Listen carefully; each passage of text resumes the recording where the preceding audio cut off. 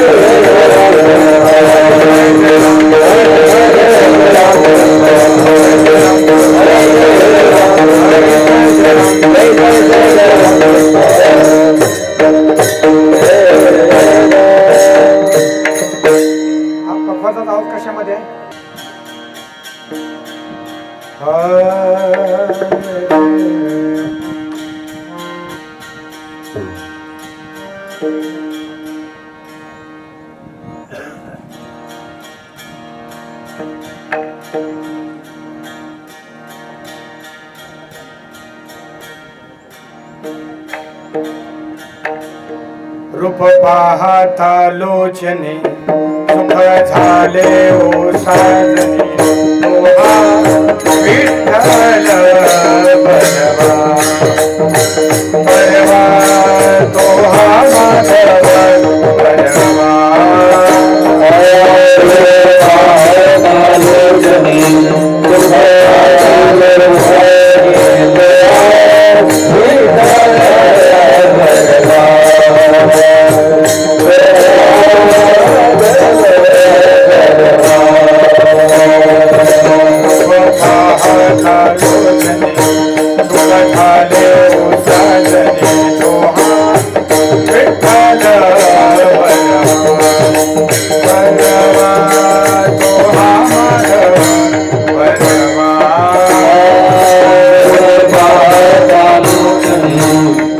झाले ओ साजने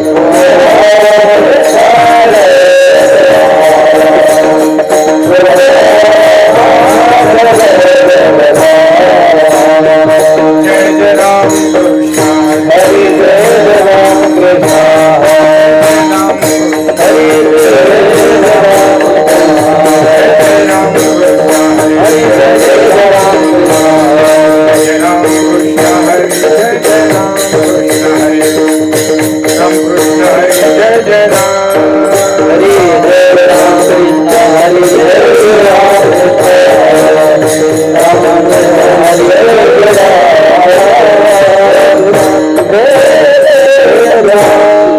हरी आता वाढवा आवाज माझा याच्यात त्याची चित्ती अवघी बालकाची व्याप्ती अवघी बालकाची व्याप्ती अवघी बालकाची व्याप्ती टाळ वाजवा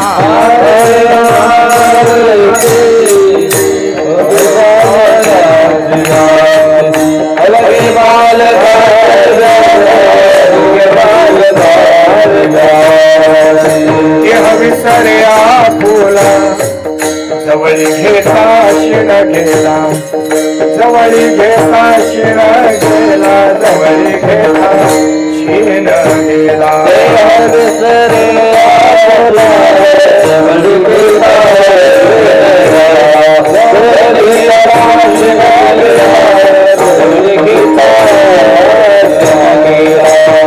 प्रेम भाते चढते आणि अंगावरी चढते आणि अंगावरी चढते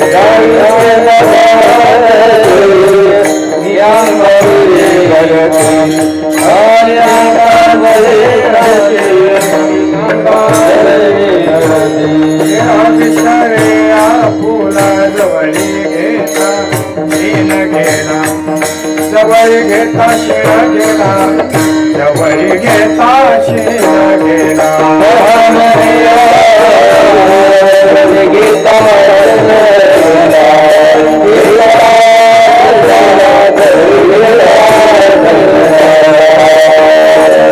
संता पुढे प्रेमेनाचे शोभे वाडे थोडे तुका मने संता पुढे प्रेमे शोभे वाडे थोडे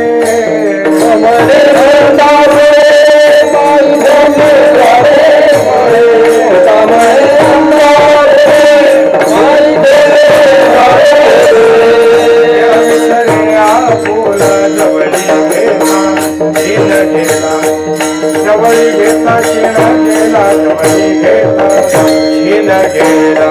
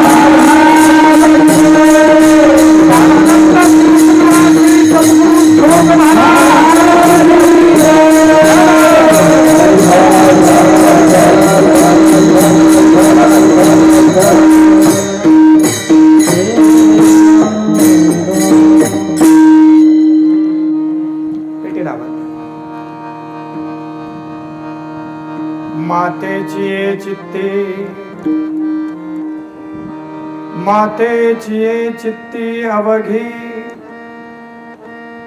बाळकाची व्याप्ती. आवाज खोला थोडासा, गेन द्या थोडासा. देह विसर्या फुला जवळी घेता शील गेला.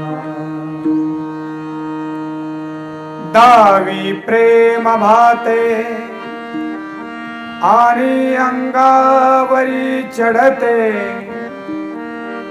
देह विसर्या फुला जवळी घेता शीण गेला. तुका म्हणे संता पुढे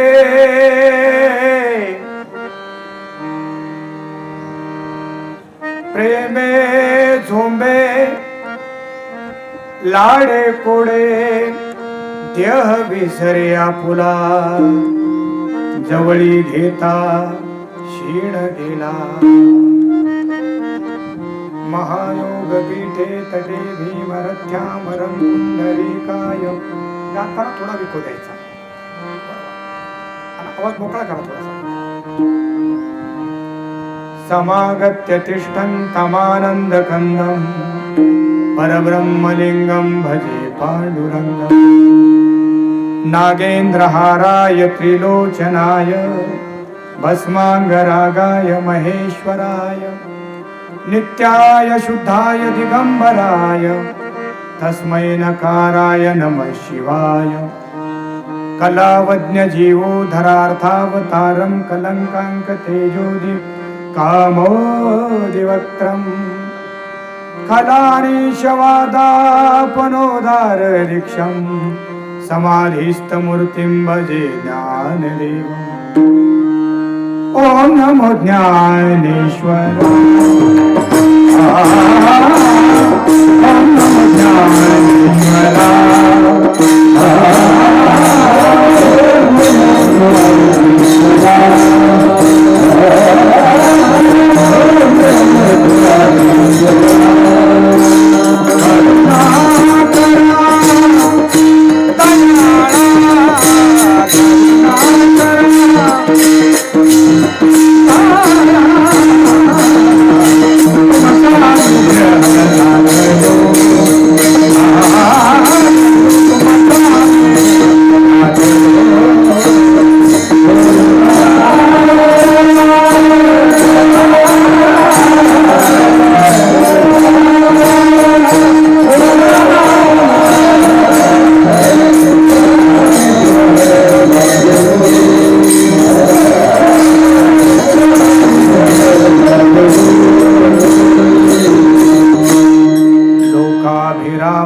रणरंगधीरं राजीवनेत्रं रघुवंशनाथं कारुण्यरूपं करुणाकरन्तं श्रीरामचन्द्रं शरणं प्रपद्ये. शरण शरण एकनाथा चरणी माथा ठेविला. नका पाहू गुणदोष झालो दास पायाचा. मस्तक हे पायावरी या वारकरी संतांच्या. मातेची चित्ती अवघी बाळकाची व्याप्ती. देह विसर्या फुला जवळी घेता शीण गेला. प्रस्तुत प्राप्त चिंतन रूपी सेवेसाठी आपल्या समोर जो अभंग वाचून दाखवला, हा अभंग तृषार्थ दिन वत्सल सच्चित आनंद स्वरूप सर्व हृदयस्थ विश्वसंत श्रीमंत जगद्गुरु तुकाराम महाराज यांचा असून या अभंगाच्या माध्यमातून संत रूपी मातेच्या हृदयामध्ये बालकाच्या हिताविषयी कसा सर्वांगीण विचार असतो त्याचं गूढ चित्रण महाराजांनी या अभंगामध्ये केलेलं आहे. चिंतनाला सुरुवात करण्याच्या अगोदर ज्या निमित्ताने आपण या ठिकाणी समुपस्थित झालो आहे त्या संबंधाने काहीसा परिहार देऊन राहिलेल्या वेळामध्ये या अभंगाचं चिंतन आपल्याला करायचं आहे. कैलास वशी गंगा भागीरथी स्वरूप भागोबाई विठ्ठल वागचौरे तथा त्यांचे पती विठ्ठल कौरजी वागचौरे यांच्या पुण्यस्मरणाच्या निमित्ताने आणि या मातोश्रीच्या श्राद्धाच्या निमित्ताने त्यांना भावपूर्ण श्रद्धांजली समर्पित करण्यासाठी, त्यांचं स्मरण करण्यासाठी आपण सर्व भावपूर्ण अंतःकरणाने या ठिकाणी समुपस्थित झालेलो आहोत. त्यांच्या पाठीमागे असलेला त्यांचा परिवार,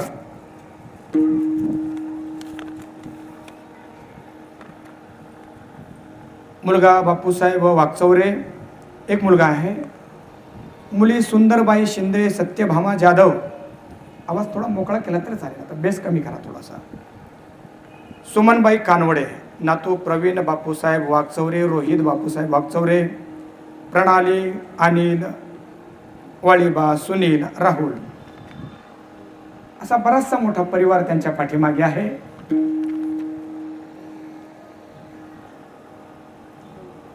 भारतीय वैदिक सनातन परंपरेमध्ये आमच्याकडे कर्माचा, उपासनेचा आणि ज्ञानाचा विचार आला आहे. खरं तर खूप गंभीरतेनं बोलावं की नाही बोलावं याच्यामध्ये शाशंकता आहे.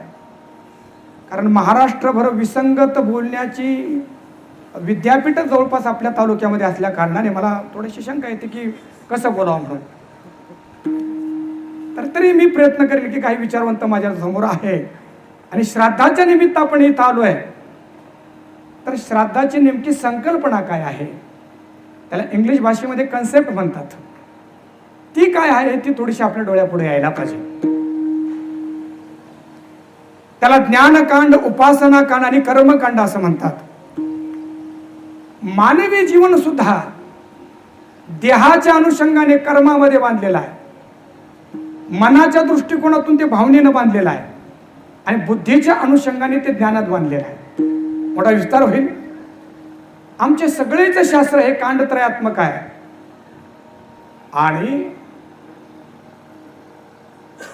ज्ञानेश्वरीचाही विचार करत असताना 18व्या अध्यायामध्ये ही ज्ञानेश्वरी काय आहे? कांडत्रय निरोपिणी, श्रुतीच ही कोडी सवानी, गीता पद्यरत्नाची लेणी लेली आहे. विठ्ठल महाराज, तुम्ही माझ्या पुढे असल्यामुळे बऱ्याच ओव्या येऊ शकतात आणि बरेच चिंतन येऊ शकतं, पण मी दुसऱ्याकडे पण पाहिजे. अर्थात आपण जे श्राद्ध करतो त्या श्राद्धाच्या पाठीमागे कर्म पण आहे, त्याच्या पाठीमागे भावना पण आहे आणि हे काय करायचं तर त्याच्या मागे विचाराचा अधिष्ठान सुद्धा आहे. खूप चांगला आहे का? कर्मशास्त्रामध्ये आमच्याकडे पूर्वमीमांसा नावाचा ग्रंथ आहे. आवाज थोडा अजून कमी केला तर चालेल, आता वाढवायची गरज नाही. 6 शास्त्र आमच्याकडे वैदिक आहेत, ते पण सांगायला पाहिजेत.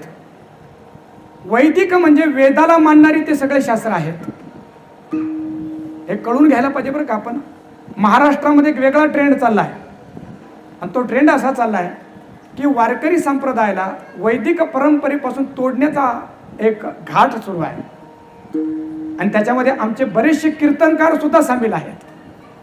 ते असं म्हणतात की सनातन हिंदू धर्माचा आणि वारकरी संप्रदायाचा काही एक संबंध नाही, मूर्खपणा आहे तो, असं नाही म्हणता येणार.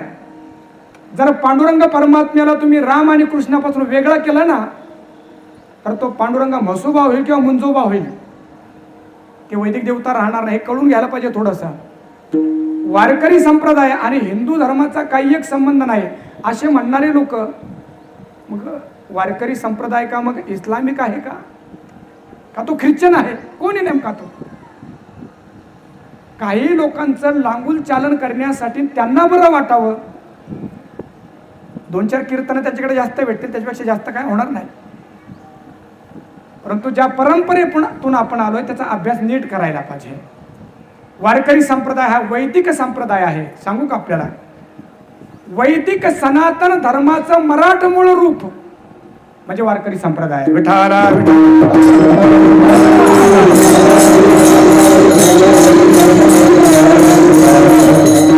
आणि पांडुरंग परमात्मा दुसरा तिसरा कोणी नाही तर तो सच्चिदानंद परब्रह्म जे आहेत, ज्याला वेदामध्ये सच्चिद आनंद असं म्हटलंय, ते तत्वच विठ्ठलाच्या रूपाने प्रगट झालंय.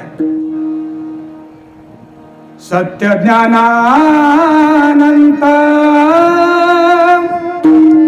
गगनाचे प्रावरण नाही रूपवर्ण गुण जेथे तो हारे श्रीहरी पाहिला डोळे भरी पाहता पाहणे दुरी सारोनिया. नवीनच जे लोक कीर्तन ऐकत असेल त्यांना थोडस डोक्यावून जाईल हे, पण तुम्हाला कळेल तेही मी बोलणार आहे. अर्थात आपल्या वैदिक परंपरेमध्ये वेदांना सांगितलेल्या त्या परंपरेचं निर्वहन करणारा हा वारकरी संप्रदाय. म्हणून श्राद्ध म्हणजे भावना शून्य कर्म नाहीये, विचार शून्य कर्म नाही आहे, तर ज्या कर्माला भावनेचा ओलावा आहे आणि विचारांचा अधिष्ठान आहे असं कर्म म्हणजे श्राद्ध आहे. गोडे बरं का. ज्यांनी आपल्याला वाढवलं, ज्यांनी आपल्याला मोठं केलं, त्यांच्या विषयीची कृतज्ञता आपल्या हृदयामध्ये ठेवून त्यांच्या प्रीत्यर्थ केल्या गेलेलं वैदिक कर्म त्याचं नाव श्राद्ध. विठाला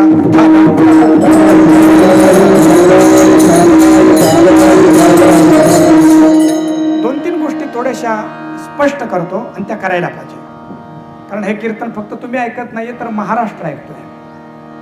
आणि मला असं वाटतं की आज जरी आपल्याला कळत नसतं तर बुद्धी जशी जशी जशी विस्तारित होत जाईल तेव्हा हे सगळं कळेल. म्हणून संग्रहित करत असताना व्यापकतेनं बोलायचं आहे.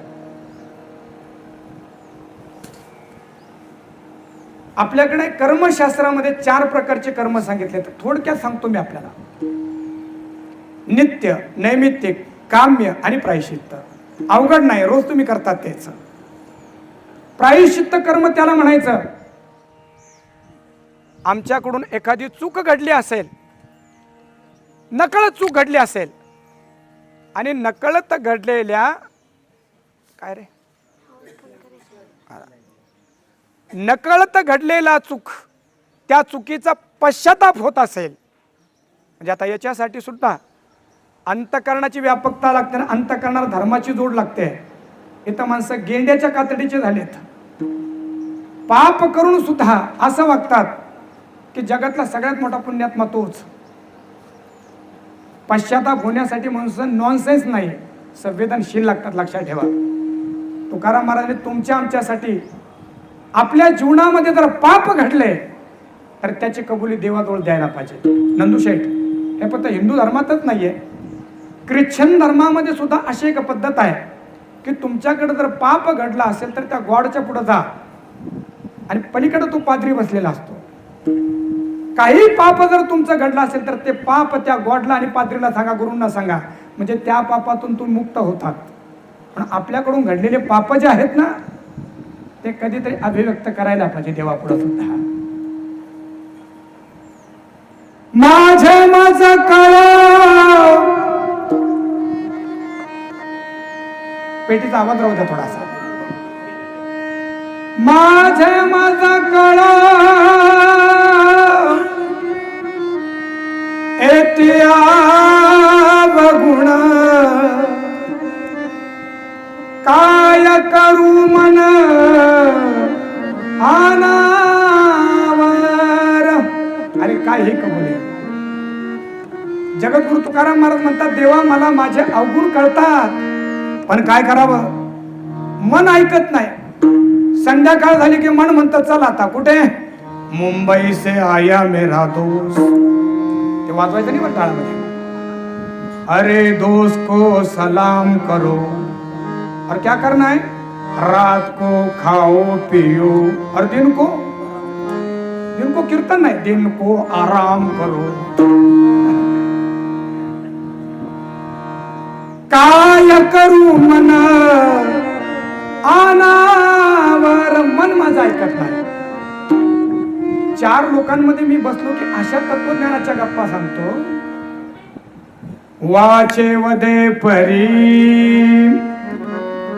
करणे कठीण, इंद्रिया अधीन झालो देवा. त्याला विस्तार होईल त्याचा. एका एक वाक्य सांगायचं आहे. आपल्याकडून काही चुका घडल्या असेल तर त्याचं प्रायश्चित्त घेणं, काही कर्माद्वारे घेणं, त्याला प्रायश्चित्त कर्म म्हणतात. कर्माचा दुसरा प्रकार आहे काम्य कर्म. काम्य कर्म कशाला म्हणायचं? देवाकडे जायचं आणि देवाकडे जाऊन सांगायचं माझ्या पोराचं लग्न होत नाहीये, लग्न जर झालं तर मी खेट्या घालीन, विहिरीला पाणी लागत नाहीये, विहिरीला पाणी जर लागलं तर हा नवस मी फेडेल. किंबहुना घरामध्ये माझा सासरा आहे, तो बाहेर गावाला गेलेला आहे, तो जर तिकडच खपला तर तुला रोडगा वाहील. सत्वर पावग मला, सत्वर पावगे मला भवानी आहे रोडगा वाईल तुला. सत्वर पावग मला भवानी आहे रोडगा वाईल तुला. भवानी आहे रोडगा वाहील तुला.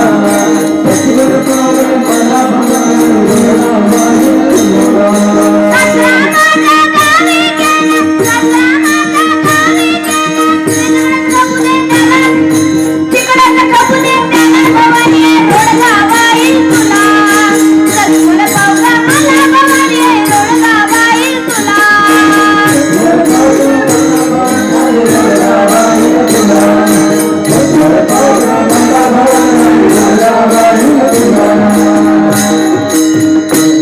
नाथ महाराजांनी सोपं केलं हे.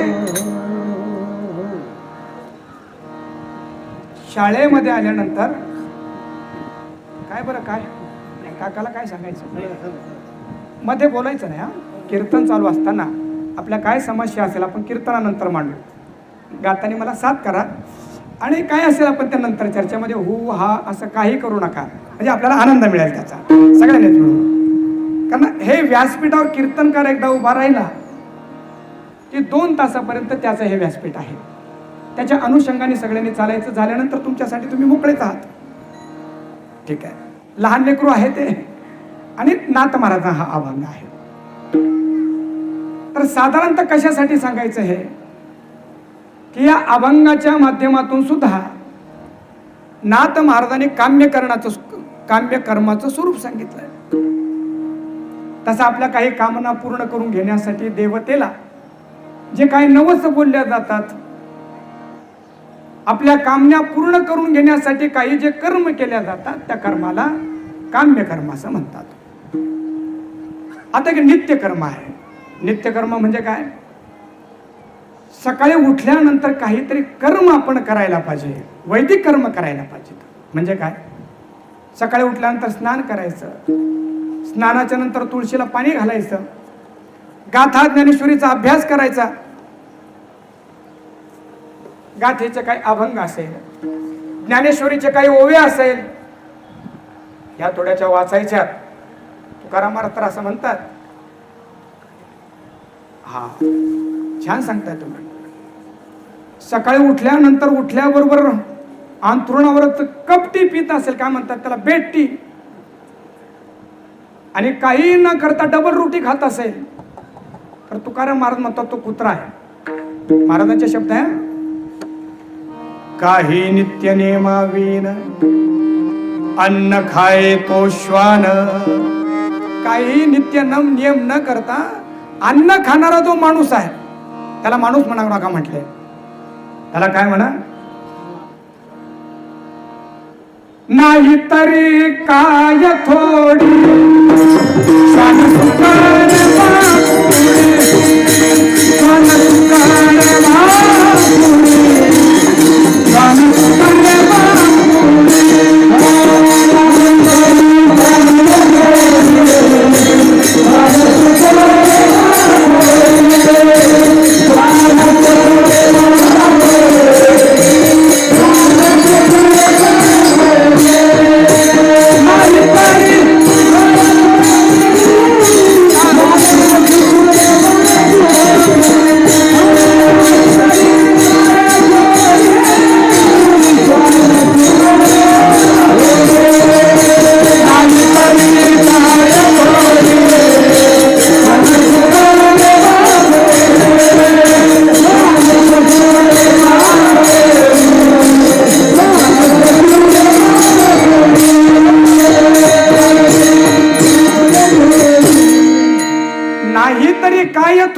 श्वान सुकरे बापुडी आहार निद्रा भयमैथुनांचे सामान्य मेतात पशुभिर नरानाम.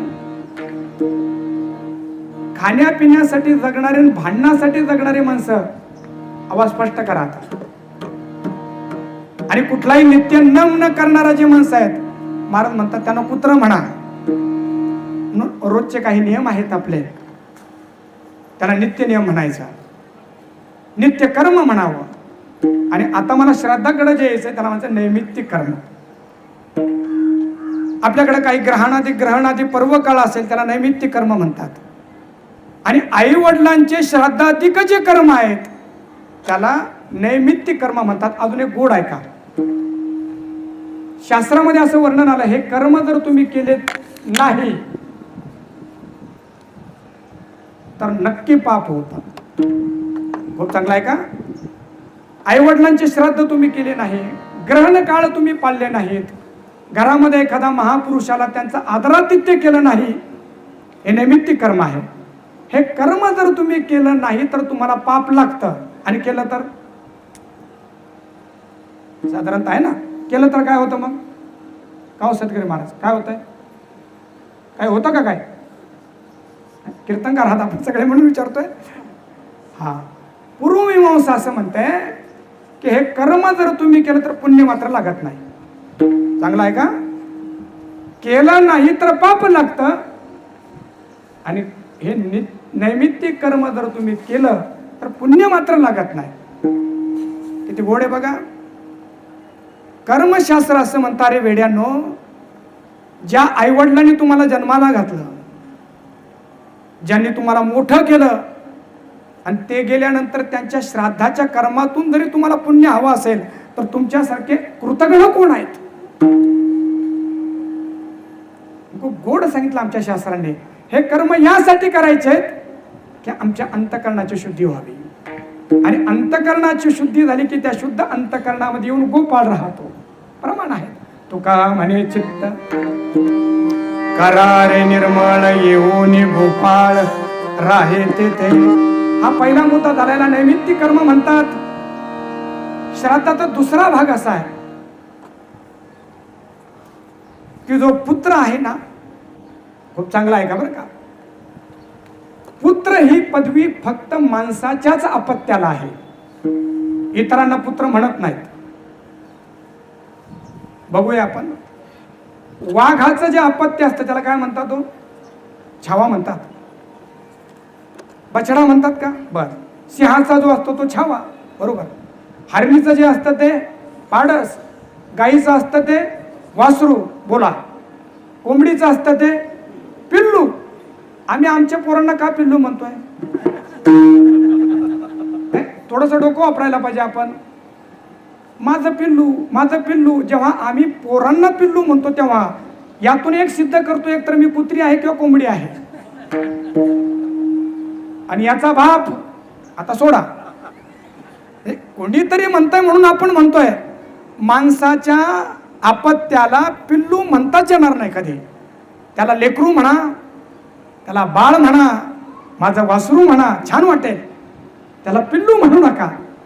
आणि शास्त्रीय नाव त्याचं पुत्र आहे. पण पुत्र नाव येतो कुणाला, ऐका. जीव तो वाक्य करणार. खूप गोड आहे. जीव तो वाक्य करणार. वशिष्ठ श्रुतीतील ही श्रुती बना. क्षयाये भूरी भोजनात गयायाम पिंडदानश्च त्रिभी पुत्रस्य पुत्रता. मराठीत आहे का. आई वडील जिवंत असेपर्यंत त्यांच्या आज्ञेचं पालन करणं हे ज्याला करता आलं, पुत्रातलं एक लक्षण त्याच्यामध्ये आलं. आता किती जण पुत्र होऊ शकतात बघा. क्षयाये भूरी भोजना. आणि आई वडील गेल्यानंतर त्यांच्या प्रित्यर्थ, आई वडील गेल्यानंतर त्यांच्या प्रित्यर्थ औरदुदेहिक म्हणतात. म्हणजे काय, अंत्यविधी, 10वा 13वा श्राद्ध. आणि आपल्या क्षमतेनुसार अन्नदान करा, द्रव्यदान करा, काय काय तुम्हाला करता येईल.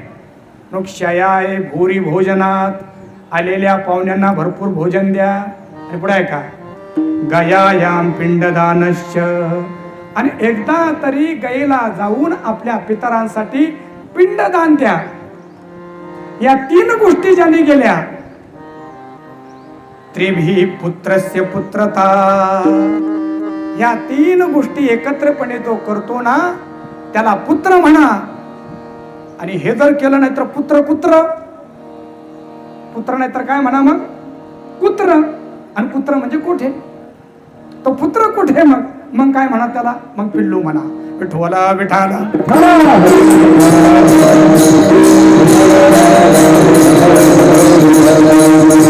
श्राद्धाचा एक शेवटचा मुद्दा मांडतो आणि अभंगाकडे जाऊया आपण. आमचं संत वाङ्मय अतिशय प्रॅक्टिकल आहे. संतांनी जे सिद्धांत मांडले ते आपल्या रोजच्या जीवनातले मांडलेत. ना ते स्वर्गातले ना नरकातले विशेष, रोजच्या जगण्यातले आहेत ते. नाथ महाराजांनी श्राद्धाचा विचार एकनाथी भागवतामध्ये सांगितलाय. नंदुशेठ पारायण चालू आहे ना, का बंद झालाय? चालू आहे. श्राद्धाचा विचार नाथ महाराजांनी इतका गोड केला. ऐका, नाथ महाराज म्हणतात श्राद्ध कशाला म्हणावं.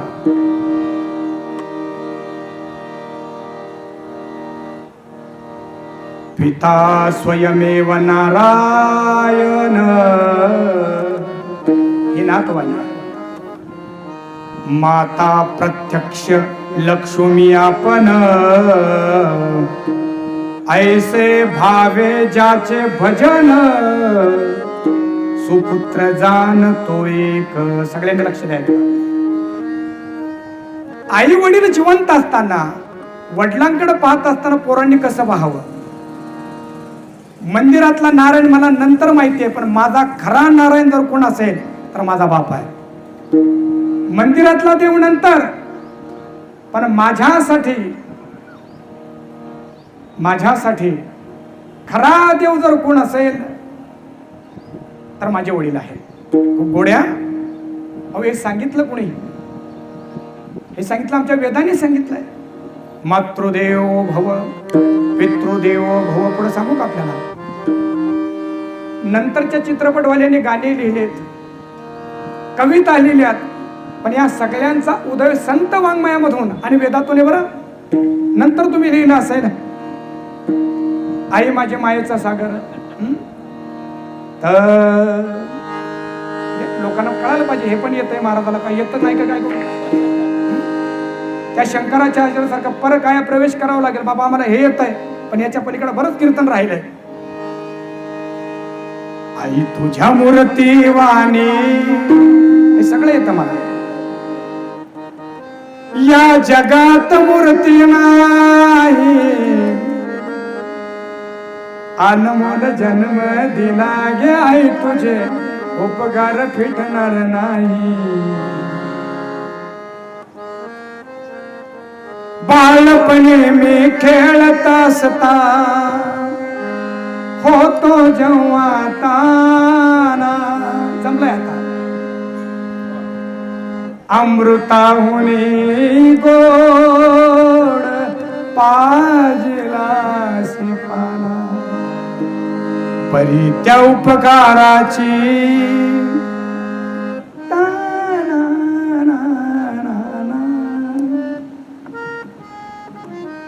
घरी गेल्यावर आता पहा. परी त्या उपकाराची कधी जाणीव झाली नाही. मुळसा आई माझी. अरे हे सगळं तुम्ही लिहिलंय बाबा, हे सगळं तुम्ही महाराष्ट्रामध्ये म्हणून दाखवताय, पण याचा बेस काय आहे? लेकुराचे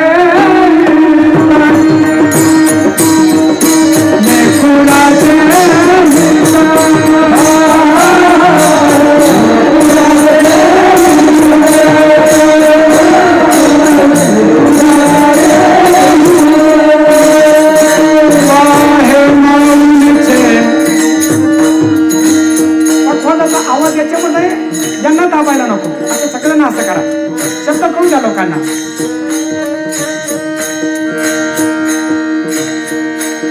तुकाराम महाराजांनी 450 वर्षापूर्वी आईची जी व्याख्या केली आहे, आधुनिक कवीने किती लिहू द्या, तुकाराम महाराजांच्या पासंगाला ते पुरणार नाही. लेकुळाचे हित जाणे माऊलीचे चित्त किंवा वाहे माऊलीचे चित्त, ऐसे कळवळ्याची जाती. या जगामध्ये प्रेम करणारी माणसं अनेक असतील, पण काही स्वार्थ न ठेवता केवळ प्रेमासाठी प्रेम करणारी कोण असेल तर ती आई आहे. किती गोड आहे. स्वर बघू, स्वर बघा. पोटी भार वाहे त्याचे सर्वस्वही साहे. बोटामध्ये छोटासा काटा जरी रोटला तर तो कधी बाहेर निघेल, सल सल सल करतो तो, पण 9 महिन्यापर्यंत पोटामध्ये त्या बाळाला वाहणारी ती आहे. आणि पोटी भार आहे आणि मग जन्माला आल्यानंतर त्याचे सर्वस्व हिस्स आहे. म्हणून त्या मातेच्या बाबतीमध्ये कसा विचार असावा, नाथ महाराज म्हणतात, तिथून निघालो होतो आपण. माता, हे पेटीत आवाज कमी करायचा, नॉर्मल. माता प्रत्यक्ष लक्ष्मी आपण. आईकडे पाहत असताना आई प्रत्यक्ष लक्ष्मी आहे. ऐसे भावी ज्याचे भजन सुपुत्र जाणतो एक. असं आई वडिलांचे भजन, भजन म्हणजे सेवा, असो जो करतोय ना त्याला पुत्र म्हणा. आणि पुढची ओवी गोड आहे, तेवढी द्यायची आणि पुढे जायचं. मला सगळे नाही का. नाथ महाराज म्हणतात श्राद्ध मेल्यानंतर नाही, श्राद्धाची प्रक्रिया जिवंतपणे सुरू होते. ज्याच्या सेवेने सुखी पितर. वाढलाय तो थोडासा हे करा. ज्याच्या सेवेनं आई वडील सुखी झाले. आम्ही अशा पोराला जन्माला घातलं की ते पोरग एवढं सात्विक आहे, ती मुलगी एवढी सात्विक आहे, आम्हाला असं वाटतं की त्यांना जन्माला घालून आम्ही धन्य झालो. ज्याच्या सेवेने सुखी पितर तेच पितृतर्पण साचा. जिवंतपणे आपल्या सेवेने आपल्या वेळी जर खुश असेल, प्रसन्न असेल, नाथ महाराज म्हणतात खरं ते पितृतर्पण आहे. पुढे आहे का, जित्या अवज्ञा तो अनाचार. आणि जिवंतपणे आई वडील म्हणतात, अरे बाळा इकडे, आमच्या म्हातारीला कामच नाही काय. अरे बंडू थोडं ऐक ना. अरे आमचं म्हातारं जे आहे ना सारखं कटकट करतात. पण म्हातारीने शांत व्हायला पाहिजे बरं करा. म्हातारपणात होतं कटकट करा, हातातलं सगळं निघून जातात, शांत व्हायला पाहिजे. नाथ महाराज असं म्हणतात, जित्या अवज्ञा. जिवंत असताना 2 शब्द धड बोलायचे नाही. खरं तर त्यांनी धड बोलण्यासाठी आपणही धड वागायचं. कारण असं आहे, इथं क्रिया आणि प्रतिक्रिया होती. तुम्ही गोड बोलाल, प्रेम द्याल, तर पुढचा मनुष्य तुम्हाला नमस्कार करेल. आणि तुम्ही शिंगा दाखवाल, आम्ही शिंगा दाखवू, असं होतं ते. म्हणून आपल्याला प्रेम हवं असेल तर काय करा, प्रेम द्या. सन्मान द्या पाहिजे असेल तुम्हाला, सन्मान द्या. असं नाही होणार तुम्ही म्हशीसारखे सगळ्यांना शिंगा दाखवाल आणि लोक तुम्हाला प्रेम करेल, असं नाही होणार. प्रेम हवं असेल तर प्रेम द्यावं लागेल. विठाला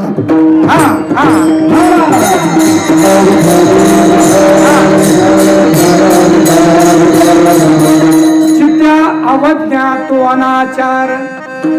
जिवंत असताना आई वडिलांचं काही एक मानायचं नाही. आणि पुढे आहे का, मेल्या श्राद्ध विचार तो लौकिक. आणि मग ते मेल्यानंतर श्राद्ध घातलं. श्राद्धाला खूप मोठा कीर्तनकार बोलवला. किती मोठा, जवळपास 50,000 देतात एवढा मोठा, म्हणजे त्याच्यावर ठरत आहे. मोठ्या गाडीमध्ये तो सेलिब्रिटी प्रमाणे आला, कोणाशी बोलला नाही. कीर्तन झाल्यानंतर पॉकेट इथंच घेताना इथूनच निघून गेला. मोठा कीर्तनकार बोलवला. पंगत तर एवढी मोठी केली की लोक म्हटले असं श्राद्ध झालंच नाही. नाथ महाराज म्हणतात, जिवंतपणे 2 शब्द त्यांना गोड बोलला नाहीस आणि मेल्यानंतर एवढं मोठं श्राद्ध केलंय ना, त्या श्राद्धाचा संबंध श्राद्धाशी नाही, तो लोकाशी आहे. तू तुझी फक्त लाल करण्यासाठी केली आहे ती, तू फक्त तुझं नाव करण्यासाठी केलं, आई वडिलाशी त्याचा काही संबंध नाही. म्हणून नाथ महाराज म्हणतात श्राद्ध हे मेल्यानंतर सुरू होत नाही, श्राद्ध हे जिवंतपणे सुरू होतं.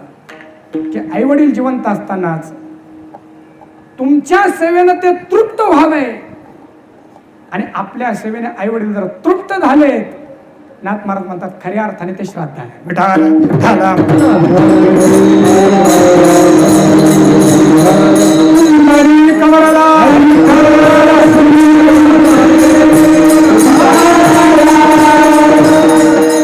असा एवढा मोठा या श्राद्धाचा विचार आहे. 2-3 अँगलने आपण ते पाहिलं.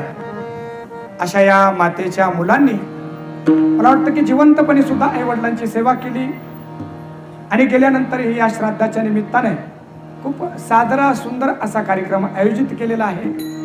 त्यानिमित्ताने या परिसरातील हे वैष्णवजन, आमचे सदगिरी महाराज आमच्या पाठाला होते का तुम्ही, का मागं पुढं होते? मागं होते. अच्छा. जोग महाराज वारकरी शिक्षण संस्थेमध्ये आहे. 4 वर्ष ज्यांनी पूर्ण करून भजनाचं वक्तृत्वाचं सर्वच अंग ज्यांना आहे, आपल्या तालुक्याचं भूषण. खरं तर महाराज मालो तालुक्याचं भूषण आणि जिल्ह्याचं भूषणच मान्य नाही मला. त्याचं कारण सांगतो. अध्यात्माने मनुष्य संकुचित नाही, व्यापक व्हायला पाहिजे. हा, एका जोरदार वाजावर तुमच्या टाळ्यामध्ये दम नाही. जेव्हा आपण एखाद्या नावामध्ये बांधल्या जातो, एखाद्या गावामध्ये बांधल्या जातो, तेव्हा अध्यात्मातून आपली स्थिती खाली येते. ज्या वारकरी संप्रदायामध्ये माऊली आम्हाला शिकवते, हे विश्वाची माझे घर, ऐसी मती जयाची स्थिर, किंबहुना चराचर आपण झाला, तुका म्हणे जे जे भेटे, तुका म्हणे जे जे भेटे,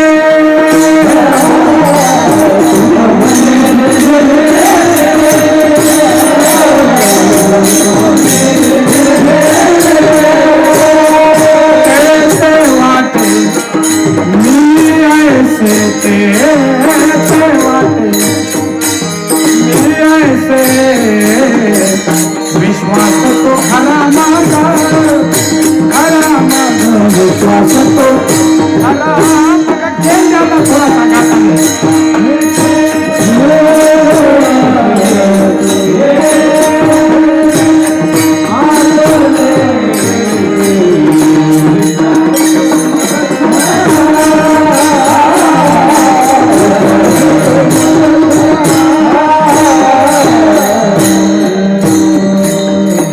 गाथेमध्ये गोड अभंग आहे.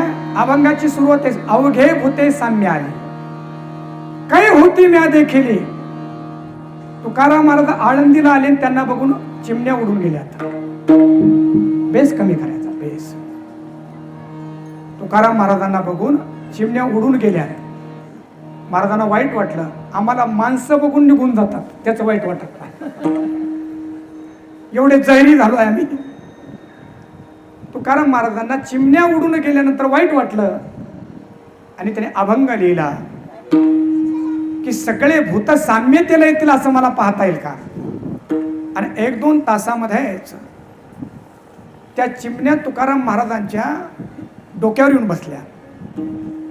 आणि मग महाराजांनी लिहिलंय, तुका म्हणे जे जे भेटे, ते ते वाटे मी ऐसे, सर्वम खलुइदं ब्रह्म नेह नानास्ति किंचन.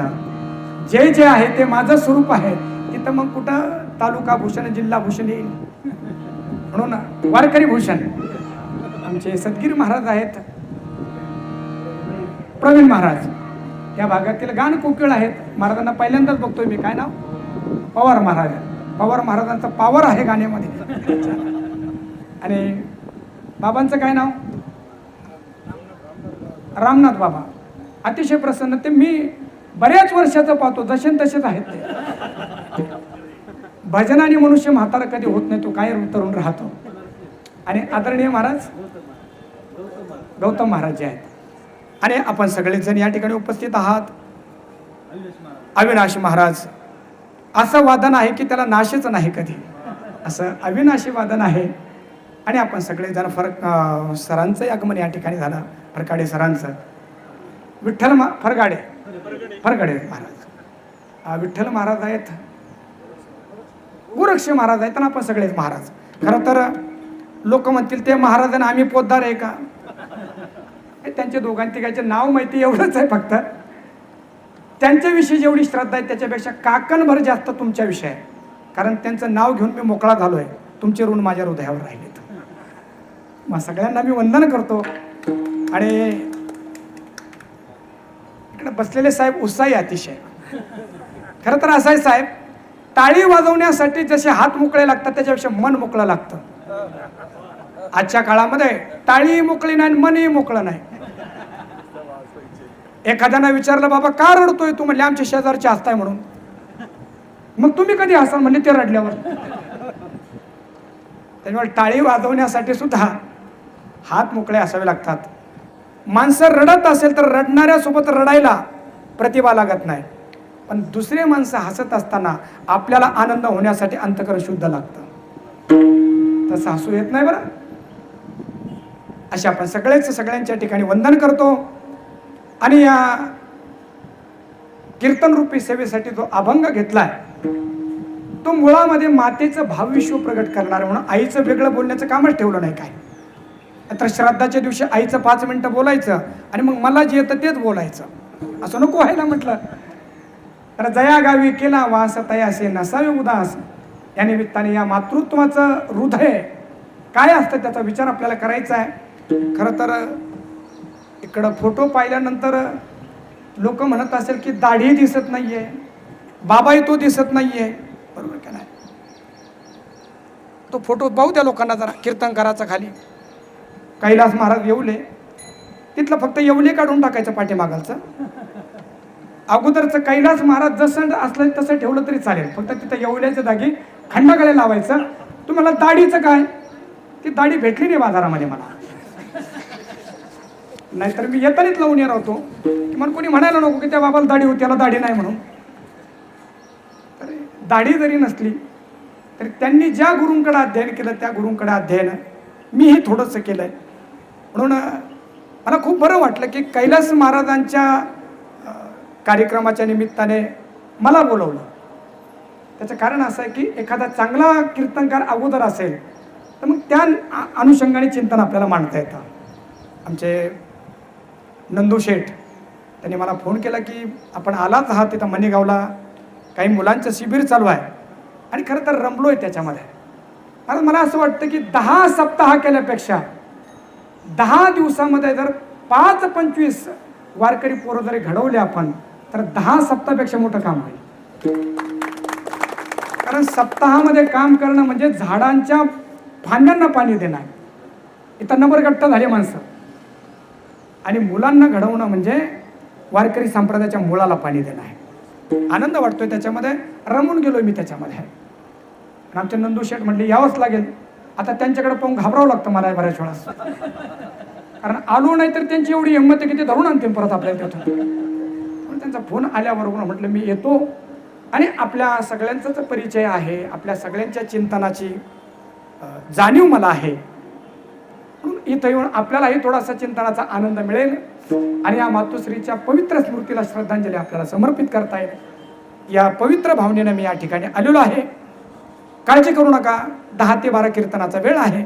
एक अर्ध्या तासामध्ये मातृत्वाचा काय विकास असतो, मातृत्वाचं काय स्वरूप असतं, त्या आध्यात्मिक अंगाने आपण पाहण्याचा प्रयत्न करूया. मध्ये मध्ये जेव्हा भजन होईल तेव्हा सगळ्यांनी मोठ्या प्रेमाने हाताने टाळी वाजवून भजन करा. विठाला विठाला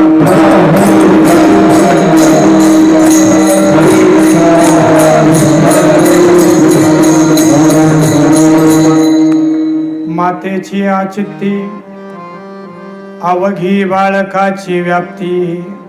अभंगाचा सरळ सरळ अर्थ एकदा बघूया आणि मग तपशिलामध्ये शिकूया. महाराज असं म्हणतात, माता कुणाला म्हणावं की जिच्या चित्तामध्ये बाळकाच्या हिताची व्याप्ती असते तिला माता म्हणावं. काय स्वरूप असतं तिचं? देह विसरे आपुला, बेस अजून थोडा कमी करा, बेस. देह विसरे आपुला जवळी घेता शिण गेला. ती कितीही थकलेली असेल, आपल्या बाळाला तिनं मांडीवर घेतलं की तिचा थकवा निघून जातो.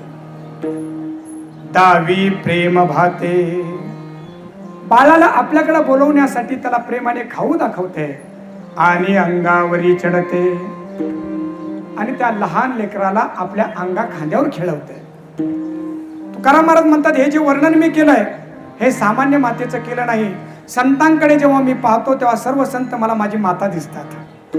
पण तुका संता पुढे प्रेमे झोंबे वाडे कोडे. संत रूपी मातेच्या पायाच्या ठिकाणी मी झोंबेल, अर्थात मी मिठी मारेल आणि लाडाने कोडाने त्यांच्या अवतीभोवतीच राहील. का? कारण मातेची या चित्ती अवघी बाळकाची व्याप्ती. अभंगाचा सरळ सरळ अर्थ झालाय. आता थोडीशी प्रस्तावना करूया आणि या शब्दांची, काही शब्दांची सेवा करूया. आई, माता, माय हे शब्द आपल्या जिव्हाळ्याचे आहेत. किंबहुना जगामध्ये जिथं जिथं समर्पण आहे, प्रेम आहे, वात्सल्य आहे, स्वतःला इतरांना वाढवण्याची शक्ती आहे, या सगळ्यामध्ये मातृत्व आहे. खूप चांगलं आहे का? माता म्हणजे एक शरीर नाही आहे, तर ज्या ठिकाणी समर्पण आहे त्या सगळ्यांना आमच्याकडे माता ही संज्ञा दिली. अगदी आपल्याला जे कळतं तिथून सुरुवात करूया. ज्या जमिनीवर आपण राहतो त्या जमिनीला आपण नांगरतो, तिला जाळतो. खरं तर कारण नसतानाही काही लोक ते डोंगर जाळतात. काय बिघडवलं त्यांचं काय माहिती नाही, पण ते डोंगर जाळून जरी टाकले की पाऊस पडला की तिथे हिरवं गवत परत उगतं. त्या जमिनीला आपण तुडवतो. एवढं सगळं तरी त्या जमिनीचं आपण करत असलो तर त्याच्या मोबदल्यामध्ये ती जमीन आम्हाला भरपूर अन्नधान्य देते. म्हणून आमच्याकडचे विचारवंत असे म्हणाले, जमिनीला काय म्हणावं? काय म्हणावं जमिनीला? म्हणले हिला माता म्हणावं. म्हणून आपण तिला म्हणतोय धरणी माता. खरं तर हा विचार सुद्धा प्रभू रामचंद्र प्रभूंनी आम्हाला दिला आहे. रावणाचा वध झाला आणि ती सोन्याची लंका बिभीषण रामचंद्र प्रभूंना म्हणतात, श्रीराम आपण कशाला अयोध्येला परत जाताय? आता या सोन्याच्या लंकेमध्ये तर राहा ना तुम्ही. तेव्हा रामचंद्र प्रभू लक्ष्मणाकडे बघून म्हणताय, अपि सुवर्णमयी लंका लक्ष्मण मे न रोचते जननी जन्मभूमिश्च स्वर्गादपि गरीयसी. लक्ष्मणा, ही लंका जरी सोन्याची असली तरी मला हिचं आकर्षण नाहीये. मला माझ्या प्राणापेक्षा प्रिय जर कोण असेल तर ज्या कौशल्यानं मला जन्माला घातलं ते कौशल्य माझ्यासाठी सर्वश्रेष्ठ आहे. आणि ज्या अयोध्येच्या भूमीतून मी आलोय ती माती मला सर्वश्रेष्ठ आहे. एक वाक्य गुढ आहे का? या जगामध्ये कोणी संन्यासी असेल, कोणी अज्ञानी असेल, पुरुष असेल, स्त्री असेल, महाराज असेल, मास्तर असेल, कोणी असेल, गृहस्थी असेल, संन्यासी असेल, या जगामध्ये माणसांचा कुणाशी संबंध येवो अथवा न येवो, जगातल्या सगळ्या माणसाचा दोन तत्वाशी संबंध येतो सगळ्यांचा.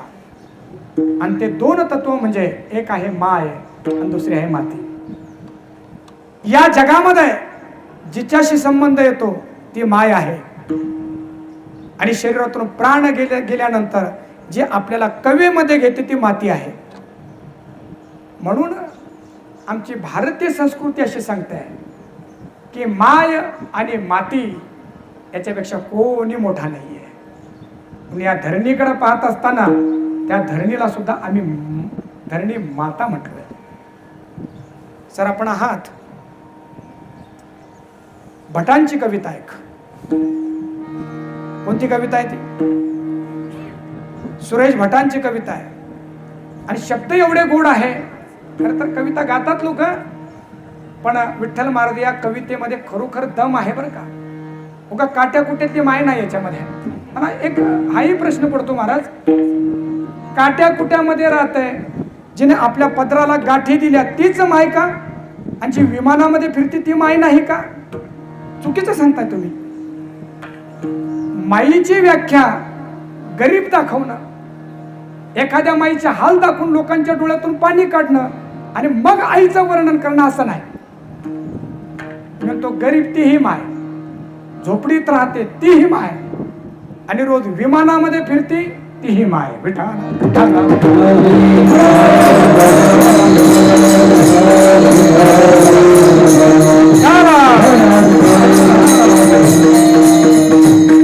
भटांची कविता आहे. घे माय भू, आवाज दाबून टाकला, मला मोकळा करा थोडासा, छान आहे. घे माय भू तुझे मी फेडीन पांग सारे, आणीन आरतीला. काय शब्द आहे आई. आता ही आई कोण आहे? ही मातृभूमी आहे. गे मायभू, हे मातृभूमी, मला तुझी आरती करावी अशी वाटते. पण आरती सामान्य दिव्याने नाही. आणीन आरतीला हे सूर्य चंद्र तारे, बिको कमी ठेवा. हे सूर्य चंद्र तारे. पुढे शब्द बघा. आई तुझ्या पुढेही माझी व्यथा कशाला, जेव्हा तुझ्यामुळे जन्मास अर्थ आला. मी पाय धूळ घेतो जेव्हा तुझी जराशी, माझी ललाट रेषा बनती प्रयाग काशी. शेवटच्या दोन ओळी गोड आहे. आई आई तुझी अशी मी, तारा ना ना ना देखोड. आई तुझी अशी मी, गाईल रोज गाणी. गेली तुझ्या दुधाने भिजुनी माझी वाणी. घे मायभू तुझे मी फेडीन पांग सारे. विठ्ठला.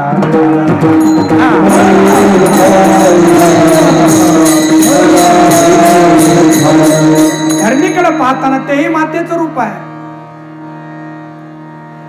या जगामध्ये कुणी बापाची भाषा बोलत नाही. या जगामध्ये कुणीच बापाची भाषा बोलत नाही. कोणाची भाषा बोलतो आपण सगळे? आईची भाषा बोलतो. आणि इंग्लिश मध्ये त्याला मदर लँग्वेज म्हणतात, आणि मराठीमध्ये मातृभाषा. बघा ना, आई कुठं कुठं आहे. ज्या शाळेमध्ये मी जातो ना, ती शाळा सुद्धा पुल्लिंग नाहीये, ती शाळा सुद्धा आईच आहे. चला आता व्यवहारातलं पाहिलं तर अध्यात्माकडे जाऊया. आमच्याकडचे सगळे जे ग्रंथ आहे ना, हे ग्रंथ सुद्धा माता आहे. वैदिक परंपरेतले आपण सगळे माणसं आहोत. आपलं सगळं तत्वज्ञान वेदामध्ये आहे. त्या वेदाकडे पाहत असताना संत म्हटले, वेदाला काय म्हणावं? अहितापासून काढिती, हित देऊनी वाढविती, नाही श्रुती परोती, माऊली जगा. वेद सुद्धा माऊली आहे. तुम्ही सगळे चांगले ऐकतात म्हणून मी पुढे घेऊन जातोय. संपूर्ण वेदाचा सार गीता आहे. गीतेला काय म्हणावं? गीता निष्कपट माय सांडोनी. माझे आवाज कळू द्या. आवाज वाढव, तुझ्या आईची शपथ आहे असं नको व्हायला. आवाज कळू द्या लोकांना. नॉर्मली छान केलंय आता.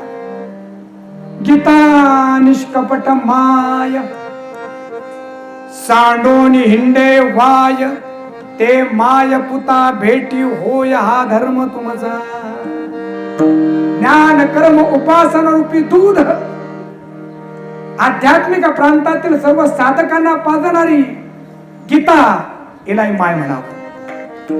बर, त्या गीतेचं मराठी रूपांतरण झालं ज्ञानेश्वरी. तिला काय म्हणावं? ते माय ज्ञानेश्वरी, ते माय ज्ञानेश्वरी.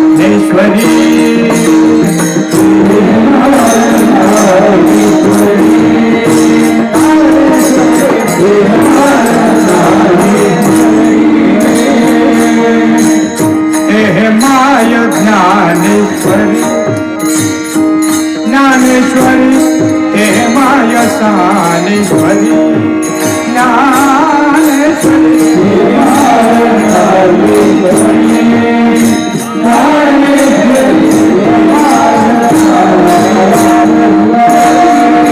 संत जना माहेश्वरी, संत जना Maheshwari. Hey my Dnyaneshwari, Dnyaneshwari hey my Dnyaneshwari.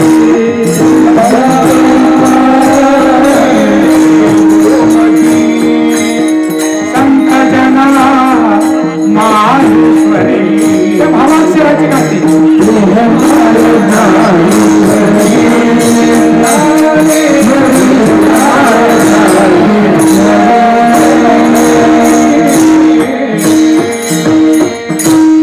Dnyaneshwari माझी माय आहे.